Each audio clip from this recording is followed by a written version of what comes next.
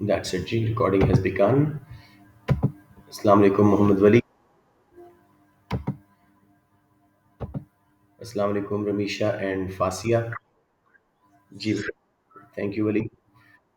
क्या बात है, good boy. Rameesha, have I sent you the notes? मेरे नहीं ख्याल मैंने आपको नोट्स भेजे. I think you asked me for them and I forgot. जरा क्लियर कीजिएगा रमीशा मुझे जल्दी से before I start the class.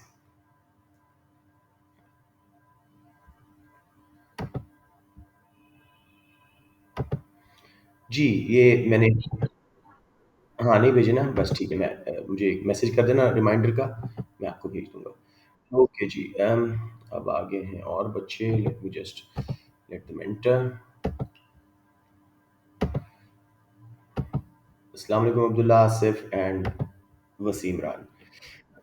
जी बेटे, तो अब हम आज फर्दर चल रहे हैं अपने कोर्स में. हमने 3 यूनिट्स कर लिए थे और अब हम जा रहे हैं चौथे यूनिट पे, जो कि है इंटरनेशनल ट्रेड एंड प्रोटेक्शनिज्म. ये बड़ा इंपॉर्टेंट है. सेक्शन ए में इस पे बहुत बात आती है. इन्फ्लेशन के बाद अगर कोई इंपॉर्टेंट यूनिट है आपका तो वो ये है मैक्रो एएस में. Assalamu alaikum Umar and the rest. I didn't see all the names. I'm starting the class, so I'm not greeting. Assalamu alaikum everyone. जी, तो ये हमने चैप्टर कर लिया था. विश ये बच्चे ज़रा टाइम पे आ जाएं. अस्सलाम वालेकुम शेख शहरियार. एंड अब हम चल रहे हैं यूनिट नंबर 4. जी बेटे, हम काफ़ी पीछे भी ज़रा आगे चलते हैं. ये यूनिट हमने कर लिया था. सप्लाई साइड पॉलिसी सब हो गया था. ये international trade and protectionism unit 4. इसमें दो ज़रा वो मॉडल हैं कंपैरेटिव एंड एब्सोल्यूट एडवांटेज के. उनको मैं कोशिश करता हूँ जल्दी से करा दूँ, बिकॉज इसके ऊपर लॉन्ग क्वेश्चन ज़रा मुश्किल हो जाएगा. लेकिन बेटे फिर भी अपना ऑप्शन रखने के लिए आप लोग इनको तैयार कीजिएगा. तो अब हम चल रहे हैं यूनिट 4 पे, international trade and protectionism.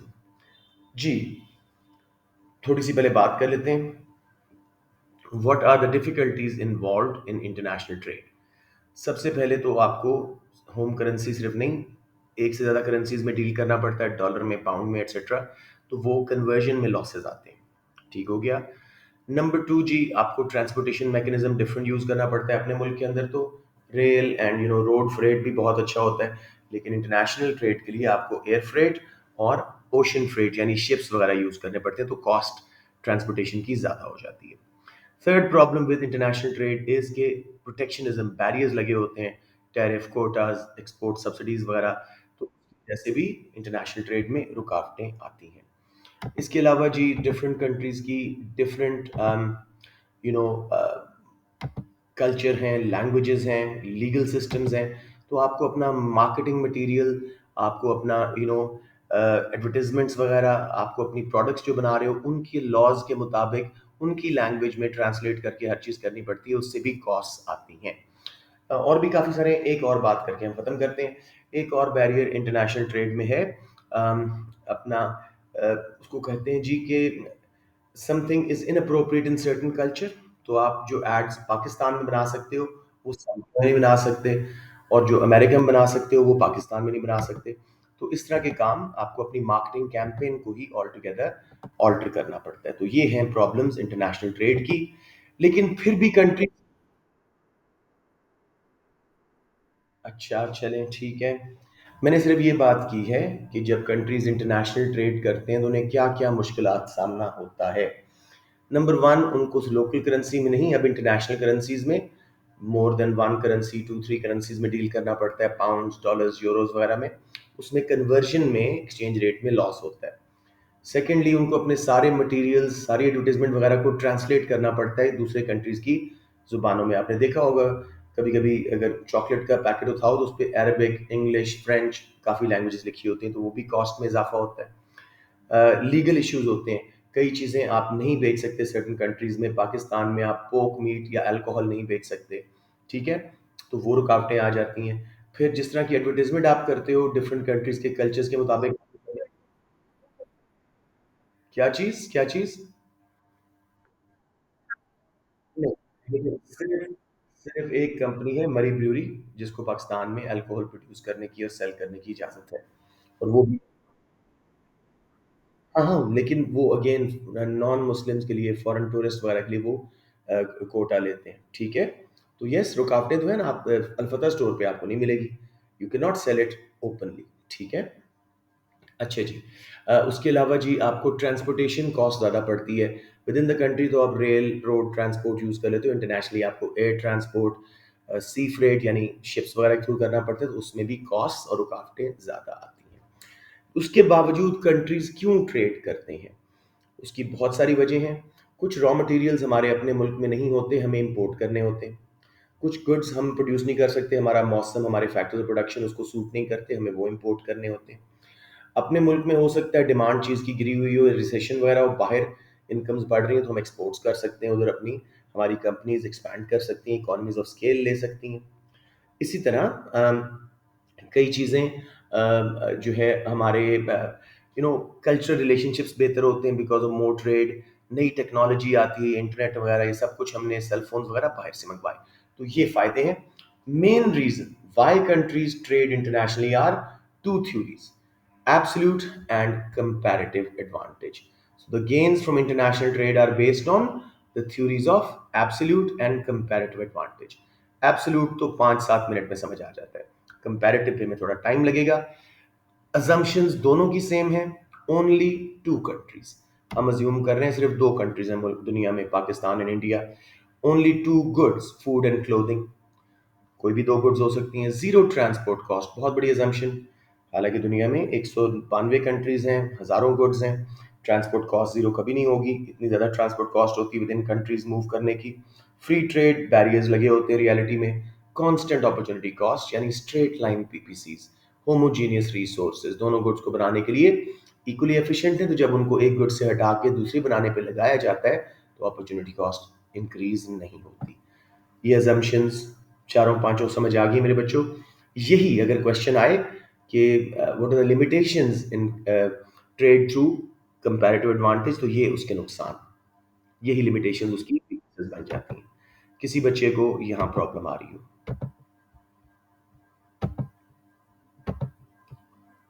Alright, very good, if you are all clear. अब हम एब्सोल्यूट एडवांटेज पढ़ते हैं। एब्सोल्यूट का मतलब मींस क्लियर कट, वाजिया।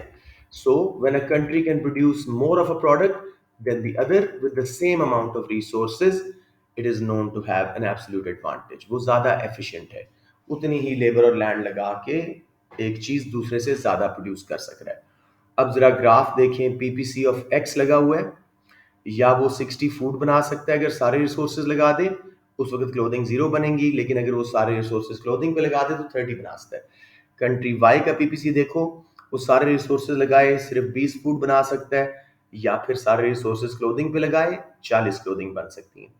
तो smart kids, tell me which country has absolute advantage in which good?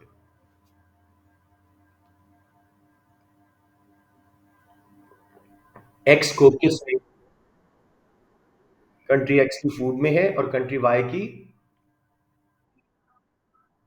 Clothing के अंदर, तो किसी बच्चे को यहाँ problem? So it can be seen country X has absolute advantage in food and Y on clothing. अच्छा जी, अब थ्योरी क्या कहती है? X should specialize in food production and Y on clothing production. This will result in gains for the world as well as the two countries when they trade. अभी हम समझते हैं कैसे गेन्स होगी। बेसिक थ्योरी आसान सी है, समझ आ गई बच्चों? कि जो कंट्री जो चीज़ ज़्यादा बना सकता है सेम रिसोर्सेज में, वो उस पर स्पेशलाइज करे, दुनिया में भी आउटपुट बढ़ेगी और फिर वो ट्रेड करके भी पहले से बेहतर कंडीशन में आ जाएंगे। अब अगर हम इसका एक टेबल देखें, before specialisation half resources for both goods हम लगा रहे हैं, तो कंट्री एक्स फूड 60 की बजाय 30 बना सकेगा, आधे वर्कर्स आधी मशीनरी लगा के, और साथ में 30 क्लोथिंग, 15 क्लोथिंग बनाएगा, ठीक है। कंट्री वाई 10, एक सेकेंड जी,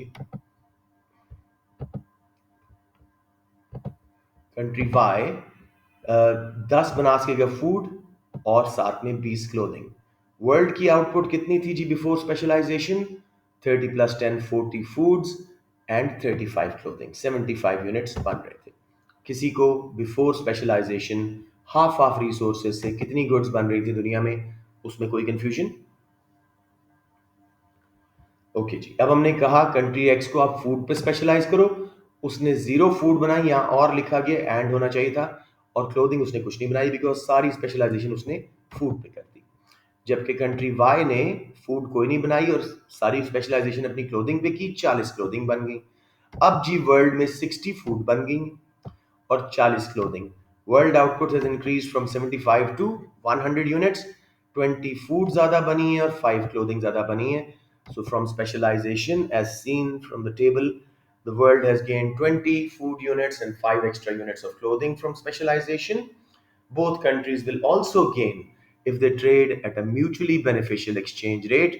ये हम अगले comparative advantage में समझेंगे कि mutually beneficial exchange rate कैसे ढूंढा जाता है। If this exchange rate lies between their opportunity cost ratios, ये कॉन्सेप्ट भी अगले comparative advantage मॉडल में हम समझेंगे। किसी को एब्सोल्यूट एडवांटेज में किसी किस्म का स्लाइटेस्ट प्रॉब्लम?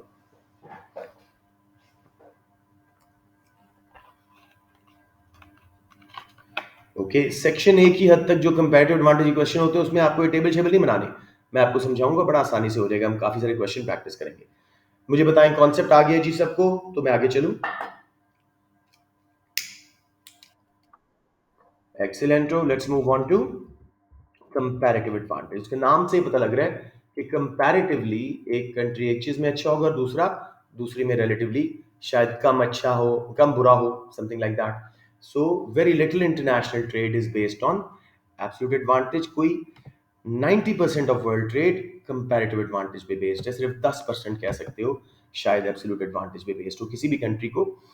चंद कंट्रीज हैं जिसमें ऑयल में सऊदी अरेबिया हो गया, कॉस्मेटिक्स में स्विट्जरलैंड हो गया, जिनको एब्सोल्यूट एडवांटेज है।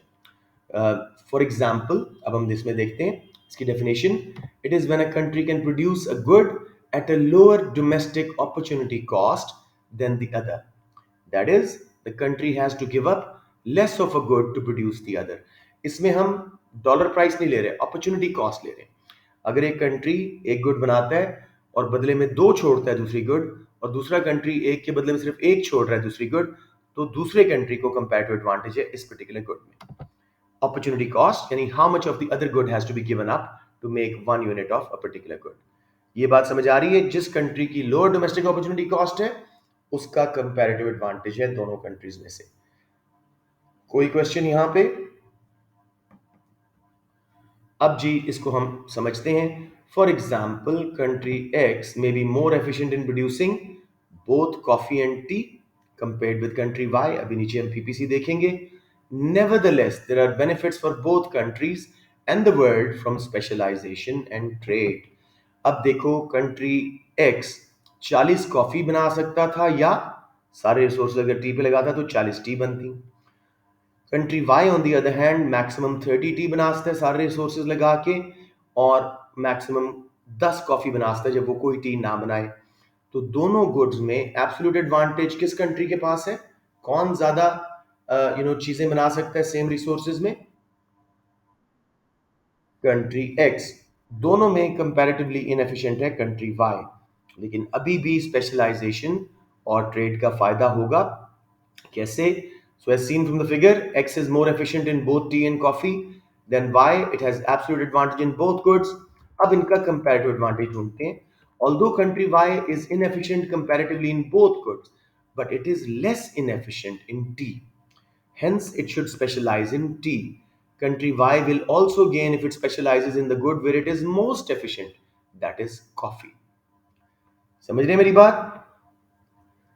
दोनों चीजों में वाई कंपैरेटिवली इनएफिशिएंट है, लेकिन जिसमें कम इनएफिशिएंट है वो उस पर स्पेशलाइज करे। टी के ऊपर ग्राफ में देखो 40-30 सिर्फ 10 का फर्क है, तो कम इनएफिशिएंट है वो टी में। कॉफी में तो 30 का फर्क है, बहुत इनएफिशिएंट है।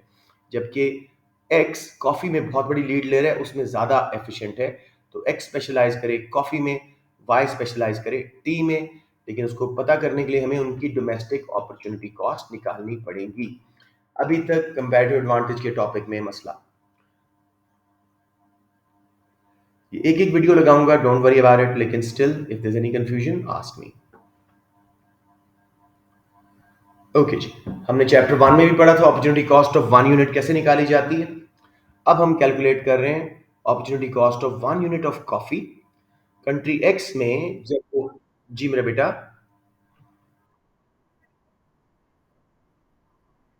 नहीं नहीं नहीं नहीं, बाहर तो दोनों में इसमें एक्स का है, लेकिन रिलेटिवली कम लीड या कम इनएफिशिएंट किस में है, वाई टी में। तो बाहर वाले कर्व का सिस्टम नहीं है, वो एब्सोल्यूट एडवांटेज में है। इसमें हमने डोमेस्टिक अपॉर्चुनिटी कॉस्ट देखी, अभी देखोगे तो समझ आ जाएगी। ठीक है, अब देखें, अपॉर्चुनिटी कॉस्ट हम 1 यूनिट ऑफ कॉफी की पहले कैलकुलेट करते हैं। कंट्री एक्स को देखते हैं, या वो 40 टी बना सकता था, सारे रिसोर्सेज लगा दे, या फिर 40 कॉफीज। तो जब वो एक कॉफी बनाएगा, 40 गिवन अप, यानी 40 टी जो गिव अप कर रहा है वो ऊपर आएगा, 40 टी जो मेक कर रहा है नीचे आएगा, तो आंसर आएगा 1 टी। 1 यूनिट ऑफ कॉफी के बदले में एक्स में 1 टी छोड़ना पड़ती है, डोमेस्टिक अपॉर्चुनिटी कॉस्ट ये है। कंट्री वाई में 30 टी या 10 कॉफी का कॉम्बिनेशन बन सकता था, मतलब आइदर ऑफ देम। तो जब वो 30 टी बनाएगा तो 10 कॉफी छोड़ेगा, एक कॉफी के बदले में 3 टी अपॉर्चुनिटी कॉस्ट है। तो इन दोनों में से lower opportunity cost 1 unit of coffee में किसकी है?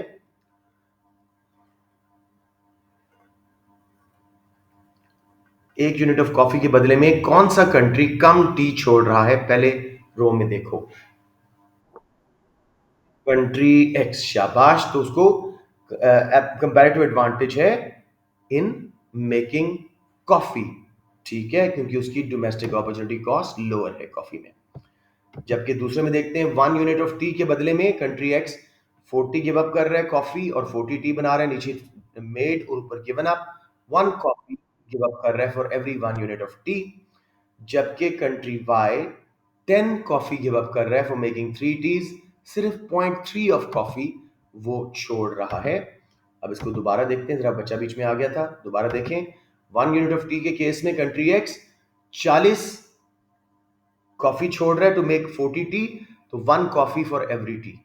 कंट्री वाई 10 कॉफी छोड़ रहा है to make 3 tea, sorry sorry sorry, उल्टा बोल रहा हूँ, 10 कॉफी छोड़ रहा है टू मेक 30 टी, तो 10/30 0.3 कॉफी उसकी कॉस्ट है।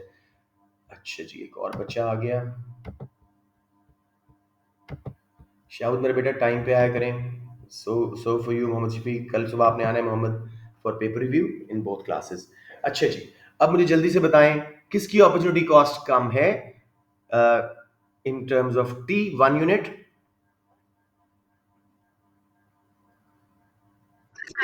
एक्स की नहीं, टी के केस में वाई की सिर्फ 0.3 कॉफी छोड़ रहा है, एक्स तो पूरी एक कॉफी छोड़ रहा है।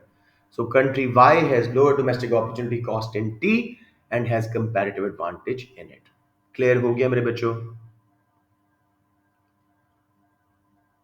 ओके, अब चल रहे हैं जी म्यूचुअली बेनिफिशियल एक्सचेंज रेट। ये समझने के लिए पहले हमें उनके टर्म्स देखनी पड़ेंगी। कंट्री एक्स को हमने बोला कॉफी पे स्पेशलाइज करे, एक कॉफी के बदले में 1 टी अपने घर में छोड़ के वो बना सकता था कॉफी। तो वो क्यों ट्रेड करेगा जब उसको 1 टी से ऊपर मिले? अपने मुल्क में एक कॉफी की प्राइस उसको 1 टी गिव अप करनी पड़ रही है। तो अगर वो एक कॉफी एक्सपोर्ट करता है तो वो बदले में चाहेगा मुझे एक से ज्यादा टी मिले, वरना वो ट्रेड नहीं करेगा। समझ आ गई बात? इसी तरह कंट्री वाई, उसको हमने बोला टी पे स्पेशलाइज करो, उसको एक्सपोर्ट करो। 1 टी के बदले में अपने घर में वो एक कॉफी छोड़ के टी का कप बना सकता था। तो why should he trade unless he gets more than 0.3 coffee from international trade? एक टी एक्सपोर्ट करे, 0.3 कॉफी से ऊपर मिलेगा तो उसको ट्रेड करने का फायदा है, वरना वो अपने घर में खुद ही बना ले। दोनों की टर्म्स आपको समझ आ गई?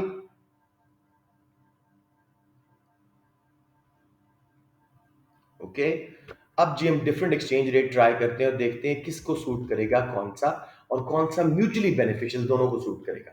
अब पहला एक्सचेंज रेट मैंने यहां पे दिया, 1 tea is equal to 5 coffee. 1 tea के बदले में 5 कॉफी का रेट है, और एक कॉफी का उल्टा करें जी तो 1/5 0.2 टी मिलते हैं एक कॉफी के बदले में। तो कंट्री एक्स जिसने कॉफी में स्पेशलाइज किया था, हमने देखा था उसने कहा मुझे मोर देन 1 टी मिलेगी तो मैं ट्रेड करूंगा, उसको सिर्फ 0.2 टी मिल रही है, वो नहीं ट्रेड करेगा। जबकि वाई, उसने सोचा था कि मुझे 3.3 से ऊपर कॉफी मिल गई मैं ट्रेड कर लूंगा, उसको 5 कॉफीज मिल रही है, दिल बी हैप्पी टू ट्रेड। लेकिन ट्रेड नहीं हो सकेगी क्योंकि एक्स को सूट नहीं कर रहा। समझ आ गई? म्यूचुअली बेनिफिशियल नहीं है ये। दूसरा एक्सचेंज रेट देखते हैं जी। 1 कॉफी इक्वल टू 4 टी, या उल्टा करें तो 1/4, 1 tea is equal to 0.25 of coffee. अब एक्स बड़ी खुशी से ट्रेड करेगा, उसको 1 टी से ऊपर मिलता वो ट्रेड कर लेता है कॉफी के बदले में। अब उसको एक कॉफी के बदले में 4 टीज मिल रही हैं, दिल बी हैप्पी टू ट्रेड। लेकिन वाई ने कहा, सोचा था कि जब मैं अपने घर में 0.3 कॉफी छोड़ के एक बना सकता हूँ टी, तो मुझे 0.3 से ऊपर मिले तो मैं ट्रेड करूंगा। उसको सिर्फ 0.25 मिल रही है कॉफी, वो ट्रेड नहीं करेगा। अगेन एक्सचेंज रेट सूटेबल नहीं है दोनों को। आखिरी वाला दोनों को सूटेबल है। 1 कॉफी इक्वल टू 2 टी, या उल्टा कैलकुलेट करें तो 1/2, 1 tea is equal to half a coffee.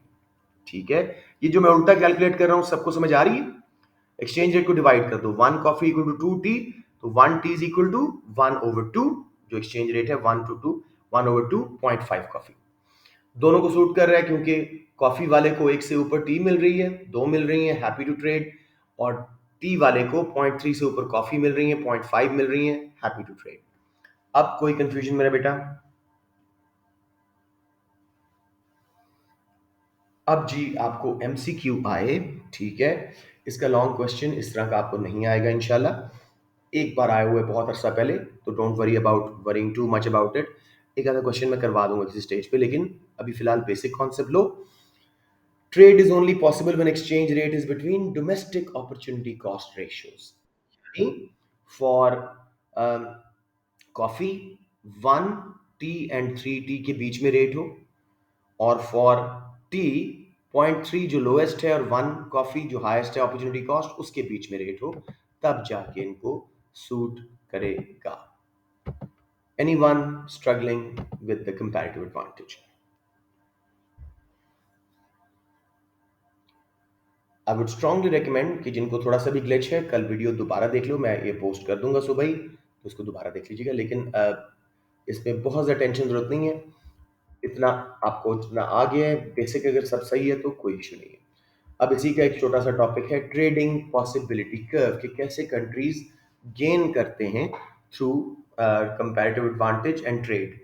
It's a curve that shows, एक था ना पीपीसी प्रोडक्शन पॉसिबिलिटी कर्व, इसमें ट्रेडिंग के रिजल्ट में जो आपको कॉम्बिनेशंस मिल रहे हैं कंजम्पशन के। It's a curve that shows all possible combinations of quantity of imports a country can trade with given volume of exports at a mutually beneficial exchange rate. आसान language में, हम अगर एक सर्टेन अमाउंट ऑफ एक्सपोर्ट्स करते हैं तो बदले में हमें कितनी इंपोर्ट आती हैं, उसके सारे कॉम्बिनेशन एक कर्व दिखा रहा होगा, उसको हम बोलेंगे टीपीसी। ये मैंने कंट्री एक्स का टीपीसी बनाया हुआ है जी। उसको हमने कहा था कि उसका क्या पीपीसी क्या था, 40 टी या फिर 40 कॉफी। हमने उसको कहा टी ना बनाओ, कॉफी पे स्पेशलाइज करो। उसने 40 कॉफी बना दी, टी नहीं बनाई। अब रेट जो हमने म्यूचुअली बेनिफिशियल ढूंढा था वो था 1 coffee is equal to 2 tea. अगर वो सारी कॉफी एक्सपोर्ट कर दे 40 की 40, तो एक कॉफी के 2 टीज मिलते थे, 40 × 2, 40 कॉफीज के 80 टी मिलेंगे। अब उसका पीपीसी से टीपीसी बाहर शिफ्ट हो गया, पिवटल आउटवर्ड। ठीक है, अब वो कहीं भी कंज्यूम करेगा, अपने पीपीसी के बाहर कंज्यूम कर रहा होगा। कभी एमसीक्यू में आए, how can a country consume outside its PPC, तो आंसर होगा through specialisation and international trade. अब मैंने पॉइंट ए लिया, 10 कॉफी एक्सपोर्ट की हैं, 30 कॉफी उसके पास बच गई, और बदले में 10 के बदले में 2 टीज पर कॉफी रेट था, 10 × 2 20 टीज आ गई। तो देखो, अगर वो अपने मुल्क में दोनों चीजें बनाता, हाफ ऑफ रिसोर्सेज लगा के 20 टी बनती, 20 कॉफी। अब उसके पास 20 टी भी आ गई हैं और 30 कॉफी भी हैं, तो he is better of, the country is better of through 10 coffees. ये उसको स्पेशलाइजेशन का और फिर ट्रेड करने का फायदा हो रहा है। गॉट इट मेरे बच्चों?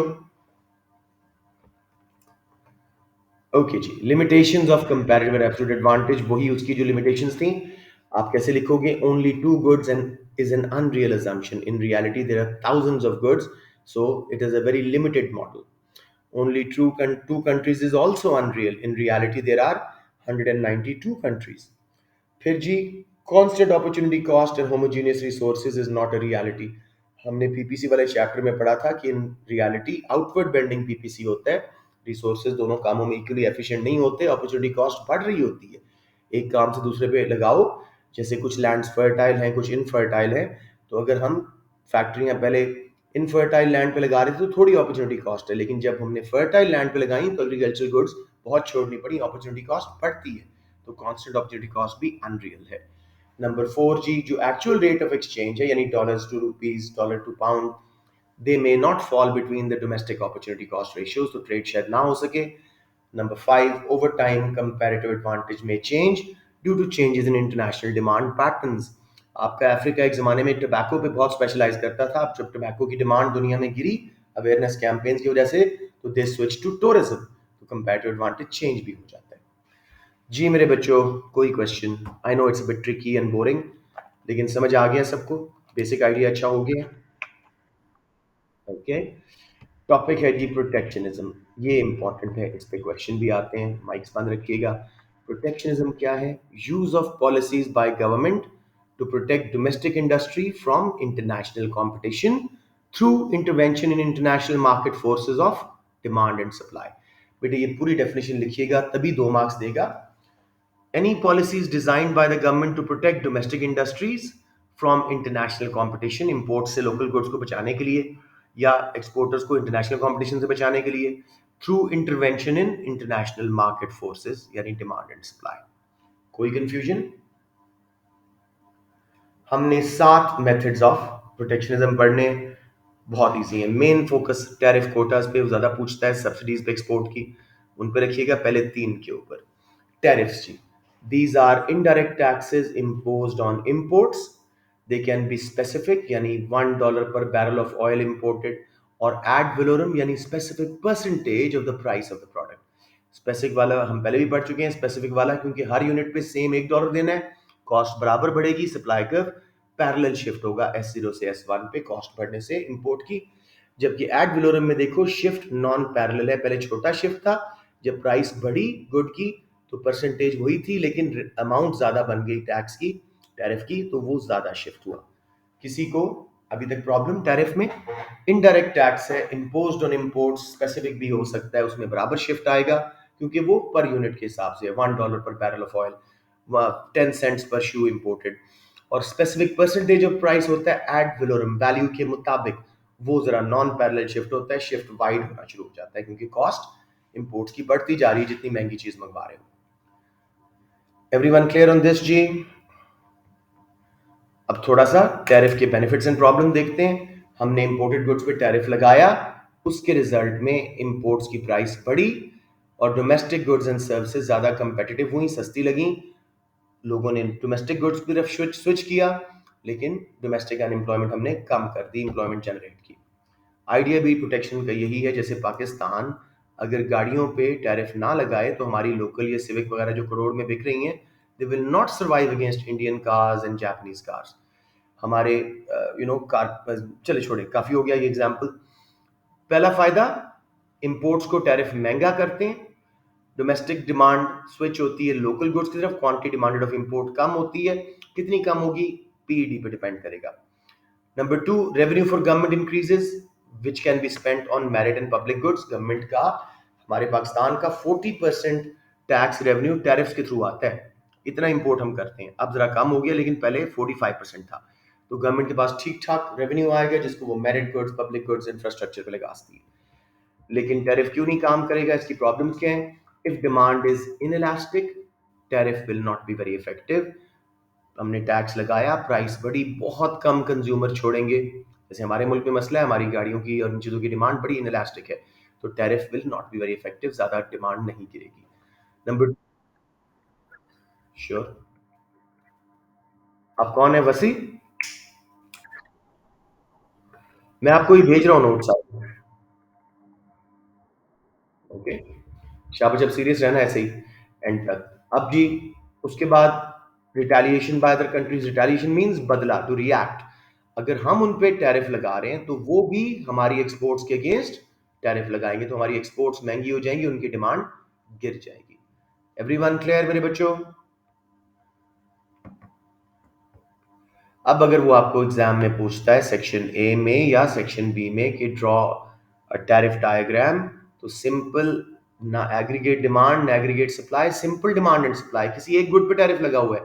ये माइक्रोग्राफ है इंटरनेशनल ट्रेड का, मैक्रो का नहीं है ये। देखो अब supply curve cost of production बढ़ने से, टैरिफ लगने से लेफ्ट पे शिफ्ट हुआ S1 पे। अब जो इक्विलिब्रियम बना वो E1 पे था, प्राइस बढ़ गई इंपोर्ट्स की और क्वांटिटी कम हो गई। कितना लोकल गुड ज्यादा बिकेंगी? Q से Q1 जो इंपोर्ट से लोग स्विच होके लोकल गुड तरफ आएंगे। एवरीवन क्लियर ऑन दिस जी? आपको ये ग्राफ काफी है for section A and section B. C में, सॉरी सी में आएगा क्वेश्चन एक्सटेंडेड ग्राफ। मैं आपको आज की क्लास के एंड पे टाइम मिला तो करा दूंगा। ये आपको सीखना पड़ेगा ओनली फॉर मेनली एमसीक्यूज, या वो खुद बना के दे दे डेटा। जी मेरा बेटा।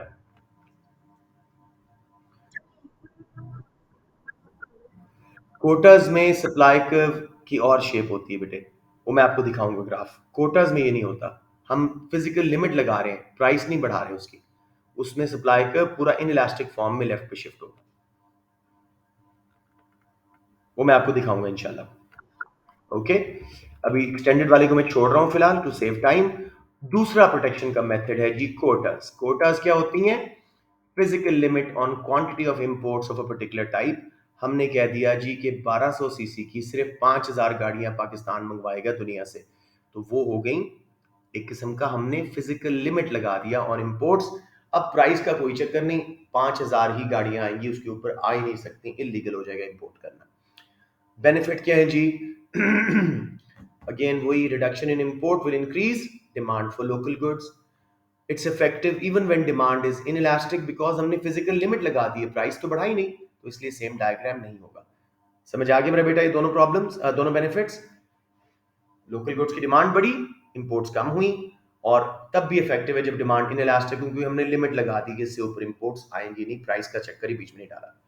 प्रॉब्लम्स क्या है जी? No tax revenue from quotas unless government sells quota licences. Government कर सकती है कि 5000 गाड़ियां आनी है 1200 सीसी की दुनिया से, हर हजार हजार गाड़ियों का लाइसेंस डिफरेंट कंपनीज को बेच दें, उस लाइसेंस से में पैसा आएगा।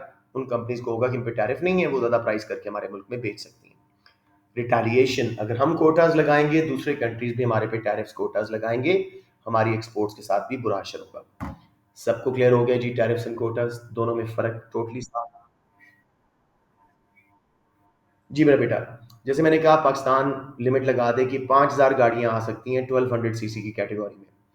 अब वो 5000 गाड़ियां आएंगी, गवर्नमेंट रेवेन्यू लेने के लिए उन 5000 गाड़ियों का कोटा किसी एक कंपनी को या 5 डिफरेंट कंपनीज को हजार हजार का कोटा बेच दे, क्योंकि अब टैरिफ नहीं है, वो companies will be happy to buy the licence to export in our country and earn high prices लगा के बेच सकती हैं यहाँ पे। तो आप लाइसेंस बेच के आपने रेवेन्यू हासिल कर लिया। समझ आ गया मेरा बेटा, या अभी भी कंफ्यूजन है? Okay. Third is very easy, export subsidies. Subsidies आप पढ़ते रहते हो, सिर्फ इस केस में हम अपने एक्सपोर्टर्स को सब्सिडीज दे रहे हैं। कोई बच्चा इस क्लास में जिसको एक्सपोर्ट और इंपोर्ट का फर्क क्लियर ना हो? मैं फिर भी बोल देता हूं, exports are what we sell in international markets and they bring revenue inflow to the country. ठीक है, मुल्क में पैसा आता है। Imports are what we buy from other countries, और इसलिए पैसा मुल्क से बाहर जाता है, आउटफ्लो होती है। ठीक है, इंपोर्ट्स फॉरेनर्स बना रहे हैं, एक्सपोर्ट्स हमारी कंपनीज बना रही हैं। एक्सपोर्ट सब्सिडीज, हम क्या करेंगे? अपनी एक्सपोर्टिंग कंपनीज को सब्सिडी दे देंगे। They will reduce cost of production for exports and exporting firms can supply more at every price, और लोअर प्राइस करके इंटरनेशनल मार्केट में ज्यादा कंपेटिटिव होके बेच सकेंगी। बेनिफिट क्या है जी? Demand for exports will increase and current account of balance of payment will go into surplus. More employment in export oriented industries. समझ आ रहा है? कोई कंफ्यूजन? प्रॉब्लम्स क्या है जी? रिटेलिएशन सेम, दूसरे कंट्रीज भी अपनी इंडस्ट्रीज को सब्सिडाइज करेंगे या आपकी एक्सपोर्ट्स पे टैरिफ कोटास लगा देंगे। They are costly for government, महंगी होती हैं सब्सिडीज, कैश देना या इंटरेस्ट फ्री लोन देना या टैक्स हॉलिडे देना, each case they are expensive and there is an opportunity cost of other areas where government could have spent. तो इसमें भी सिंपल माइक्रो वाला ग्राफ है सब्सिडीज का, जो यूनिट 4 में भी आपने पढ़ा था। S0 से S1 पे सप्लाई कर्व को राइट पे शिफ्ट करें, एक्सपोर्ट्स की प्राइसेस P0 से P1 पे गिर गई और इंटरनेशनल मार्केट में वो Q0 से Q1 क्वांटिटी ज्यादा बेचने में कामयाब हुए। किसी बच्चे को एक्सपोर्ट सब्सिडीज का डायग्राम तंग कर रहा हूं। इनडायरेक्ट टैक्स बिल्कुल ऑपोजिट है, उसमें लेफ्ट पे शिफ्ट हो जाए सप्लाई कर्व कॉस्ट बढ़ने से, इसमें राइट पे शिफ्ट हो जाता है कॉस्ट ऑफ प्रोडक्शन कम होने से। ओके जी। Number 4, embargoes, complete or partial ban on a trade on trade with a country due to mostly political reasons। जैसे हमारा इसराइल के साथ कंप्लीट बैन था, ठीक है, खैर I will not speak right now इस बारे में, लेकिन एक कंप्लीट बैन था, लेट्स अज्यूम कंप्लीट ही है। और इंडिया के साथ हमारा पार्शियल बैन है, यानी एक ज़माने में उनकी मूवीज़ वगैरह आ रही थी, अभी भी कुछ मसाले राइस वगैरह आ जाता है, लेकिन मेनली गाड़ियाँ वाड़ियाँ बाकी चीज़ों पे हमारा बैन है, because we are not friends, we are politically at animosity with those countries. समझ आ गया मेरा बेटा? 4 किए हैं हमने। मैं एक बार जल्दी से पूछ लो, टैरिफ्स, कोई बॉय बताए जी, टैरिफ्स जो हैं, अब्दुल वहाब आप बता दें, टैरिफ्स कैसे एक प्रोटेक्शन का मेथड बनते हैं, जरा डिटेल में बता दें।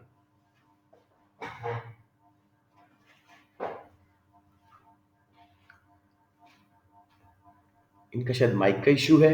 अनसब फरीद, आप जल्दी से बता दो, टैरिफ्स किस तरह प्रोटेक्शन का मेथड बनते हैं।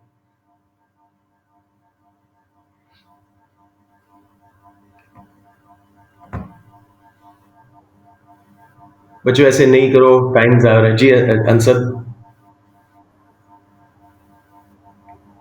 आवाज नहीं आ रही आपकी मुझे। जी जी जी।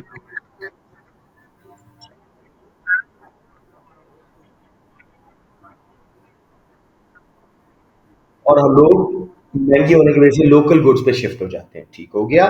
मुझे इसका बताओ, इसका कर्व बनाओगे, डिमांड कर्व, सप्लाई कर्व, तो कौन सा कर्व किधर शिफ्ट करोगे?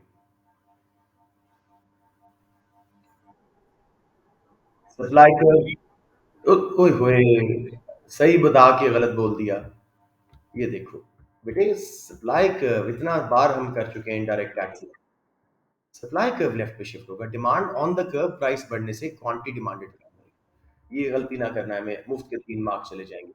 और 3 3 मार्क्स, चेंज द ग्रेड। अब उसके बाद जी मुझे बता दें, कोटास, वसीम रान, कोटास क्या होते हैं?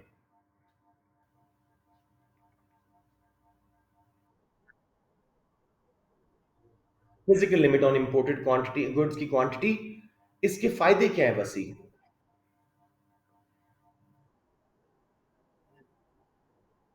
और इवन डिमांड अगर इनइलास्टिक भी है तब भी कोई इशू नहीं है। और नुकसान क्या है, जब हम कोटास लगाएंगे तो नहीं आएगा, और दुश्मन या रिटेलिएशन आएगी। शाबाश वसी, अब काबिल बच्चे हो, बस एफर्ट कर लो, शाबाश, गुड। अच्छा जी, एक्सपोर्ट सब्सिडीज करने की जरूरत है, ये सबको क्लियर है? मैं ख्याल क्लियर है। आगे मूव करते हैं। एम्बार्गोज एक कंप्लीट या पार्शियल बैन है on trade with a country like Israel के साथ हमारा कंप्लीट बैन है, और इंडिया के साथ पार्शियल बैन है। एक्सचेंज कंट्रोल, ये क्या होता है जी?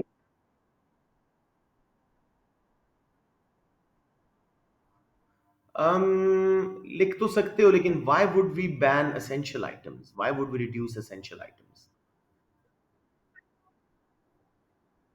हाँ, ट्रू। हमने मेडिसिन पे ये काम किया था, पाकिस्तान ने मेडिसिन पे ये काम किया था। ट्रू, लिख सकते हो, लिख सकते हो, गुड। लेट्स मूव ऑन जी। एक्सचेंज कंट्रोल्स, ये बहुत सिंपल कॉन्सेप्ट है, बच्चों को जरा तंग जरूर करता है, तो मैं एक एग्जांपल दे रहा हूँ। आपके पेरेंट्स चाहें आप कम स्पेंड करें, तो आपकी पॉकेट मनी को कम कर देंगे, तो गवर्नमेंट भी यही कर रही है इस वक्त पाकिस्तान में, ये लगी हुई है एक्सचेंज कंट्रोल्स बड़ी शदीद, क्योंकि हम शदीद डेफिसिट में हैं और गवर्नमेंट को कुछ समझ नहीं आ रहा, तो उन्होंने एक्सचेंज कंट्रोल लगा दिए। What are these G? Government sets a limit on how much foreign currency is available for international transactions. This will automatically reduce the amount of imports. Government कहे जी बस $500 मिलियन अवेलेबल हैं, इसी में जो international transactions हैं कर लो, तो automatically जब 500 मिलियन की इंपोर्ट होगी, मजीद इंपोर्ट्स नहीं हो सकेंगी। Clear on that? नंबर 6 जी, वीईआरस, वॉलेंट्री एक्सपोर्ट रिस्ट्रेंट। जब कंट्री कोई जानबूझ के अपनी एक्सपोर्ट्स को कम कर देता है वॉलेंटरली, अपनी मर्जी से। वजह क्या है जी? This can be done to keep the supply of a necessity good such as rice, wheat within the country, और keep an essential raw material for domestic industries. India ने एक ज़माने में 1980s के एंड में या 90s के start में उनका बासमती राइस को एक्सपोर्ट, पहले उसको उन्होंने उस पर टैरिफ लगाया था कि जो भी एक्सपोर्ट करेगा राइस महंगा होकर बाहर जाएगा। जब उससे भी काम नहीं बना तो उन्होंने उसको कंप्लीटली वॉलंटरी एक्सपोर्ट रिस्ट्रेन कर दिया, बैन कर दिया उसकी राइस के एक्सपोर्ट को। उन्हें डर था कि अपने मुल्क में कहत ना पड़ जाए, राइस शॉर्ट ना हो जाए। चाइना ने मोलिडिनम नाम का, मोलिडिनियम या जो भी उसका नाम है, रॉ मटेरियल एक्सपोर्ट करना बंद कर दिया था ताकि डोमेस्टिक फर्म्स के लिए वो रॉ मटेरियल अवेलेबल रहे। जी बेटे, सॉरी बोलिए। एब्सोल्युटली, एक्सपोर्टर्स के तो बहुत बुरे हालात हो जाते हैं, उनका सारा रेवेन्यू रोक देते हैं आप। ठीक हो गया। अब जी और भी हैं, रेड टेपिज्म, इतना मुश्किल कर दो इंपोर्ट करना, फाइल इतनी मुश्किल कर दो कि इतनी फॉर्मेलिटीज हैं कि वो इंपोर्ट करना ही बहुत मुश्किल हो गया, जैसे पाकिस्तान ने किया हुआ है। या फिर patriotic campaigns, be Pakistani buy Pakistani, nationality का जज्बा उभारो ताकि लोग इंपोर्ट ना करें, लोकल गुड्स लें। जी सॉरी, क्या पूछ रहे थे?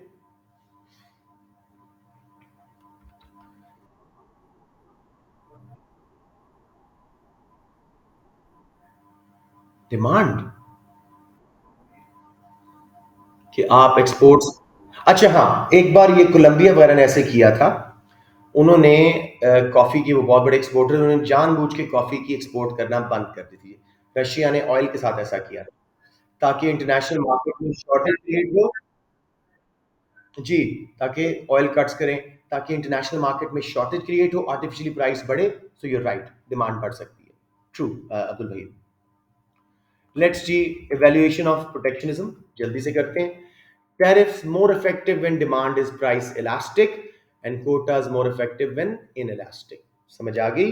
Exchange rate of a country will also determine the effectiveness of protectionism. For example, आपने टैरिफ कोटाज लगा दिए लेकिन आपका एक्सचेंज रेट अप्रिशिएट हो गया तो इंपोर्टेड गुड्स सस्ती लगेंगी, स्टिल लोगों को फायदा नहीं होगा टैरिफ लगाने का। Number three, country may be part of a trade zone, European Union, या ये पुराने जमाने में इसको बोलते थे North American free trade area, अब ये यूएसएमसीए बन गया, United States Mexico Canada agreement. तो बेसिकली अगर आप किसी ट्रेड जोन के मेंबर हैं जहां पे आप टैरिफ कोटाज नहीं लगा सकते तो अगेन प्रोटेक्शनिज्म यूज ही नहीं हो सकती। समझ आ गया मेरे बच्चों? जल्दी से, benefits and problems of protectionism, जो problems and benefits of free trade बन जाएंगे। ये क्वेश्चन आप लोगों को मॉक्स में आया था कि ट्रेड वॉर का अमेरिका को कोई फायदा हो रहा है, ये आंसर था उसका। सो प्लीज परेशान ना हो करें, प्रोटेक्शनिज्म इज ट्रेड वॉर ना। जब कंट्रीज आपस में दोनों साइड से प्रोटेक्शनिज्म करते हैं, ट्रेड वॉर, उसी के फायदे नुकसान है। So do not worry so much कि डेटा में नया वर्ड आ गया ट्रेड वॉर। अरे बेटा, सेम थिंग प्रोटेक्शनिज्म। तो जल्दी से इसके बेनिफिट्स देखते हैं जो फ्री ट्रेड के प्रॉब्लम्स बन जाएंगे। ठीक है, बेनिफिट क्या है जी कोटाज प्रोटेक्शन लगाने का? हमारी सनराइज इन्फेंट इंडस्ट्री को बचाया जा सकता है। ये कौन सी हैं जी? Some industries are newly set up, they can not face the international competition, cheap and quality imports के मुकाबले में वो सर्वाइव नहीं कर सकती। They need to be protected so they can achieve economies of scale, बड़ी हों, इकोनॉमीज ऑफ स्केल लें, अपनी एवरेज कॉस्ट कम करें और विद टाइम अपना कंपैरेटिव एडवांटेज डेवलप कर सकें, स्पेशलाइजेशन डेवलप कर सकें। तो पहला केस जो इकोनॉमिक्स जस्टिफाई करती है प्रोटेक्शनिज्म अलाउ करने में, वो है प्रोटेक्शन ऑफ सनराइज या इन्फेंट इंडस्ट्रीज। सबको क्लियर हो गया? इसका ऑपोजिट दूसरा argument in favour of protectionism is declining या सनसेट इंडस्ट्री आर्ग्यूमेंट्स। ये कौन सी इंडस्ट्रीज हैं जो अपने एंड ऑफ टेन्योर पे आ चुकी हैं, वो बंद होने वाली है, जैसे पाकिस्तान में टेक्सटाइल्स। उनको क्यों प्रोटेक्ट करना चाहिए? They should be protected so that mass unemployment does not occur and workers can train in another skill जब तक वो बंद हो। तो गवर्नमेंट उनको 5 साल 10 साल 20 साल तक कंटिन्यू कराएगी, प्रोटेक्शन करेगी इंटरनेशनल मार्केट में उनकी, टैरिफ कोटास वगैरह लगा के, उनको सब्सिडीज दे के, ताकि जब तक वो बंद हो, एकदम से कि टेक्सटाइल पाकिस्तान में बंद हो जाए, लाखों लोग बेरोजगार हो जाएंगे एकदम से। तो उससे बचाने के लिए, ताकि वर्कर्स और किसी इंडस्ट्री में अपनी ट्रेनिंग ले लें और मूव कर सकें। दोनों आर्ग्यूमेंट्स क्लियर हो गए।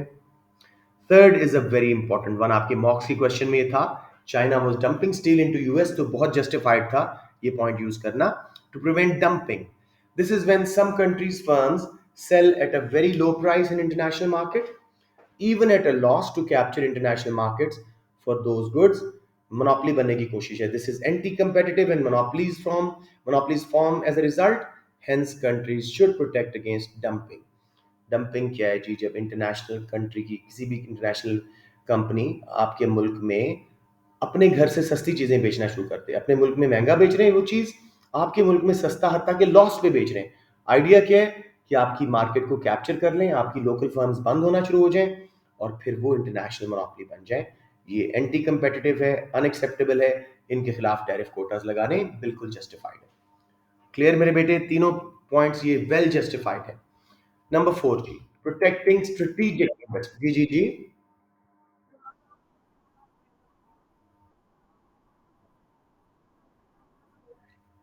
नया पॉइंट बन गया। अलग अलग पॉइंट्स हैं, बिल्कुल सेपरेट पॉइंट्स हैं। अगर सेक्शन ए में हो तो उसको एक पॉइंट के तौर पे कर दो जरा ब्रीफली, और अगर सेक्शन बी में है तो उसको प्रॉपर दो अलग पॉइंट लें आप, ठीक है। टू प्रोटेक्ट स्ट्रेटेजिक इंडस्ट्रीज क्या है जी? They are very important for survival of a country. Basic foods, weapons वगैरह, इनके बगैर कंट्री सर्वाइव नहीं कर सकता। तो these should be protected in case trade relation suffer, so that the country does not run out of basic necessities या अपना defence ही ना खो बैठे।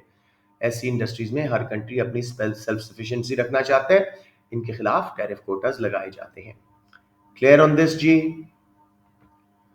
उफ, टाइम बहुत जल्दी गुजर गया आज, तो चले मैं इसको खत्म करता हूँ। To improve balance of trade, अगर कंट्री का बैलेंस ऑफ ट्रेड यानी एक्सपोर्ट्स इंपोर्ट्स का बैलेंस डेफिसिट में, नेगेटिव नहीं बोलना, वर्सन नहीं बोलना, कोई मार्क नहीं मिलेगा, डेफिसिट में है, they will use protection to reduce the deficit. कैसे? इंपोर्ट्स पे टैरिफ कोटास लगा दिए, इंपोर्ट्स कम कर दी, एक्सपोर्टर्स को सब्सिडीज दे दी, एक्सपोर्ट्स ज्यादा कर दी।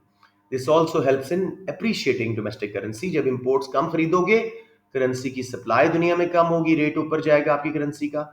एक्सपोर्ट ज्यादा बिकेंगी तो आपकी करेंसी की दुनिया में डिमांड बढ़ेगी, रेट ऊपर जाएगा। टू प्रिवेंट डोमेस्टिक अनएम्प्लॉयमेंट, अगर इंपोर्ट्स बहुत ज्यादा आ रही थी मुल्क में, उनको रोक दिया तो लोकल फर्म्स बंद होने से बच जाएंगी, अनएम्प्लॉयमेंट बच जाएगी। To prevent entry of a demerit good in the country. सबको क्लियर हो गया मेरे बेटे? ये बेनिफिट्स ऑफ प्रोटेक्शनिज्म, ये फ्री ट्रेड के डिसएडवांटेज, ठीक है। कल करेंगे इंशाल्लाह ये फ्री ट्रेड के डिसएडवांटेज है। अब प्रोटेक्शन की प्रॉब्लम्स पढ़ते हैं जो फ्री ट्रेड के एडवांटेज हैं। प्रोटेक्शन करोगे, consumer choice will reduce and their welfare will decrease worldwide. इस वक्त पाकिस्तान गवर्नमेंट ने गाड़ियां ऑलमोस्ट बंद कर दी हैं, इंपोर्ट्स हमारी। तो कुछ ईयर से बाद देखिएगा जो बड़े अच्छे अच्छे नए नए मॉडल्स गाड़ियों के आए हुए थे, लोकल गाड़ियां रह जाएंगी, बहुत कम इंपोर्टेड रह जाएंगी। कंज्यूमर की चॉइस कम होती है, उसकी वेलफेयर कम होती है world wide. Number two, countries will have to be self-sufficient and may not specialize on the narrow range of goods. This will hinder the development of their comparative advantage. असल theory यहाँ comparative advantage की hurt हो रही है। आपने अपनी inefficient industries को protect कर लिया इंपोर्ट्स के टैरिफ कोटास लगा के, अब वो डेवलप ही नहीं हो सकेंगी। तो आप चंद गुड्स पे जिनमें आप अच्छे थे उस पर स्पेशलाइज नहीं कर सकोगे, कंपैरेटिव एडवांटेज बनेगा ही नहीं आपका। इतना अरसा हो गया पाकिस्तान की टेक्सटाइल मिल्स को, अब तक तो उनको अपना कंपैरेटिव एडवांटेज इतना शानदार बना लेना चाहिए था कि दुनिया भर में एक जमाना था पाकिस्तान का कंपैरेटिव एडवांटेज था, पाकिस्तान का ब्रांड बिकता था। अब दूसरे ब्रांड का ठप्पा लग के पाकिस्तान का कपड़ा बिकता है, because we are unable to manage our specialisation. Third G, transfer of new ideas and technology will reduce as free trade allows easy movement of technology in the world. जब आप प्रोटेक्शन लगा ली तो अच्छे आइडियाज, टेक्नोलॉजी, सेल फोन, इस तरह की चीज़ें आना बंद हो जाएंगी, तो फ्लो ऑफ इंफॉर्मेशन टेक्नोलॉजी कम हो जाएगी। नंबर 4 जी, हमारी डोमेस्टिक फर्म्स के लिए reduce choice of raw materials. अगर फ्री ट्रेड होती, दुनिया भर से जहां सबसे सस्ता और अच्छा रॉ मटेरियल मिलता वहां से लेंगे। अब नहीं कर सकोगी, शायद लोकल बुरा वाला रॉ मटेरियल यूज करना पड़ेगा, महंगा मिले टैरिफ्स की वजह से। Number 5, countries may not be able to benefit from their factor endowment. ये बिल्कुल कंपैरेटिव एडवांटेज से मिलता जुलता है। हर कंट्री के फैक्टर्स ऑफ प्रोडक्शन सूटेबल है सर्टेन टाइप ऑफ प्रोडक्शन के लिए। तो हमारी पाकिस्तान की फैक्ट्री एंडाउमेंट क्या कहती है? टेक्सटाइल, लेदर, इस तरह की चीज़ें बनाओ। तो हम अपने उससे फ़ायदा नहीं उठा सकेंगे, बिकॉज हम उन इंडस्ट्रीज़ को प्रोटेक्शन दे रहे हैं। तो हमें हर चीज़ खुद बनानी पड़ रही है, हम अपनी चंद चीज़ों पे स्पेशलाइज नहीं कर सकेंगे। लास्टली जी, जैसे अपने absolute and comparative advantage model में देखा, अगर हर कंट्री अपनी अपनी चीज़ पे स्पेशलाइज नहीं करता जिसमें वो अच्छा है, तो ग्लोबल आउटपुट गिर जाती है। This is the end of protectionism and it's benefits and problems. कल यही फ्री ट्रेड के बेनिफिट्स एंड प्रॉब्लम्स उल्टे हो जाएंगे, और फिर एक दो क्वेश्चंस हम करेंगे और ये चैप्टर हमारा खत्म। Any questions ji?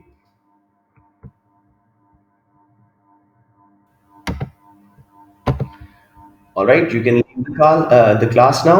I'm just stopping it. Yes, मेरे बेटा।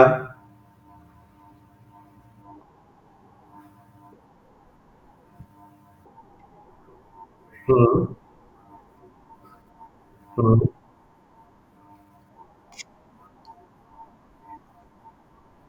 ये बेटे ऑटोमेटिक स्टेबलाइजर्स हैं। बिल्कुल आपने सही कहा कि अगर हम प्रोटेक्शनिज्म लगाते हैं, उसके रिजल्ट में हमारा एक्सचेंज रेट अप्रिशिएट होता है, तो फिर खुद ही उस अप्रिसिएशन की वजह से करंट अकाउंट डेफिसिट में जाएगा और वो खुद ही डेप्रिशिएट होगा। तो ये तो बड़ी अच्छी चीज़ है ऑटोमेटिक स्टेबलाइजर्स इकोनॉमिक्स के। ये इन्फिनिट लूप है। You right.